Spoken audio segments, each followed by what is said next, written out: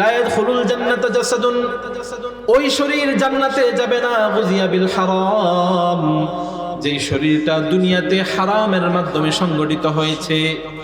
আল্লাহ পাক রব্বুল আলামিন বলেন, যে ব্যক্তি দুনিয়াতে একবার সুদ খাবে, কোনোভাবে সুদের সাথে জড়িত হবে, আল্লাহ পাক রব্বুল আলামিন তার জীবন থেকে হালাল রিজিকের সম্মানকে কেড়ে নেবেন।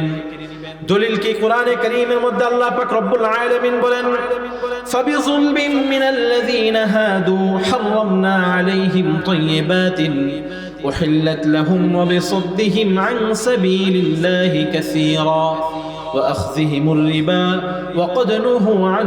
এর মধ্যে আল্লাহ পাক রব্বুল আলামিন বলেন, হযরত মূসা আলাইহিস সালাতু ওয়াস সালামের জামানায় যেই সমস্ত বনি ইসরাইল ইহুদি যারা ছিল, আল্লাহ পাক রব্বুল আলামিন বলেন, তিনটা অপরাধের কারণে তাদের থেকে আমি হালাল রিজিককে কেড়ে নিছি। কয়টা অপরাধের কারণে? ফাবিযুলমিন মিনাল্লাযীনা হাদু হারামনা আলাইহিম তাইয়্যিবাত। আল্লাহ পাক রব্বুল আলামিন বলেন, এই সমস্ত ব্যক্তি যাদের জীবন থেকে আমি হালালটাকে কেড়ে নিয়েছি, তাদের জীবনের মধ্যে হালালের স্থলে হারামকে এনে দিয়েছি। কেন কেন? এক নাম্বার কারণ হলো বিসাদ্দিহিম আন যিকরিল্লাহ। এক নাম্বার, তারা মানুষকে আল্লাহর ইবাদত করা থেকে বিরত রাখতো। দুই নাম্বার, ওয়া আকলিহিমুর রিবা।